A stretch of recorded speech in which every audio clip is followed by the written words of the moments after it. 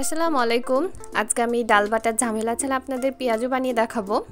তার জন্য আমি এখানে পেঁয়াজ কুচি নিয়েছি আর মরিচ নিয়ে নিয়েছি কুচি করে, সাথে আমি একটু লবণ নিলাম আর সেটা আমি ভালোভাবে মাখিয়ে নেব। পেঁয়াজটা চেপে চেপে লবণের সাথে মাখালে হবে কি যে একটু পানি ছেড়ে যাবে, আর এই পানি ছাড়লে পরে বেসনটা দিতে সাহায্য করে, ভালো হয় আর কি। তো আমি চেপে চেপে মাখিয়ে নেওয়ার পর একটু সময় রেখে দেবো 5 মিনিট মতো। তারপর আমি এখানে বেসন দিয়ে নিচ্ছি, আর এই বেসনটা আমি 3 চামচ 4 চামচ দিলাম। আপনারা আপনাদের পরিমাণ মতো একটু বুঝে পেঁয়াজটা বেশি পরিমাণে রেখে দিয়ে ফেলবেন। তারপর একটু মাখিয়ে নেবেন যাতে পানি যে পেঁয়াজের পানিটা ছেড়েছে ওটার সাথে যেন মিশে যায়। তারপর আমি একটু পরিমাণ মতো পানি দিয়ে নিচ্ছি যাতে আমি ব্যাটারটা আর একটু পাতলা করতে পারি। তারপর আমি আবারও মাখিয়ে নিচ্ছি। তারপরে আমি এখানে পরিমাণ মতো আরেকটু পানি দিয়ে দেবো। আপনারা পানির পরিমাণটা একটু বুঝে দিবে যাতে আঠালো হয়ে থাকে, একদম যেন পাতলা না হয়ে যায়, এরকম আঠালো হয়ে থাকে, তাহলে হবে কি যে কোনো শেপে দেওয়া যাবে। এই তো আমার এটা রেডি একেবারে।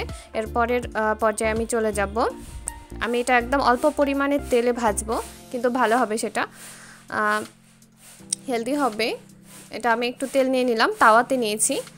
তারপর আমি এখানে দিয়ে দিচ্ছি একে একে। আমি পাতলা করে দিচ্ছি যাতে মুচমুচে হয়, আমি সেজন্য পাতলা করে দেব।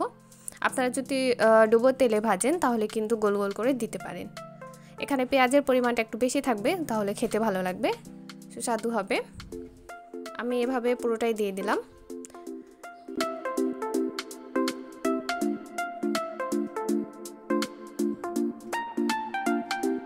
তারপর আমি এটা এপিট ওপিট উল্টে নিচ্ছি। অল্প একটু হয়েছে তো আমি উল্টে নিলাম, ব্রাউন কালার হয়েছে।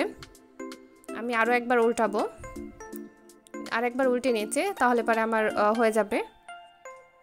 এইভাবে ভাজলে পরে ব্রাউন কালার করে ভাজলে অনেকক্ষণ মুচমুচে থাকে। এই যে আপনি একদম ইফতার টাইম পর্যন্ত এটা মুচমুচে রাখতে পারবেন, এটা ভালো থাকে অনেকক্ষণ। আমি এভাবে পুরোটাই সবগুলোই ব্রাউন কালার করে ভেজে উঠিয়ে নিব। ব্যাস আমার পেঁয়াজু রেডি।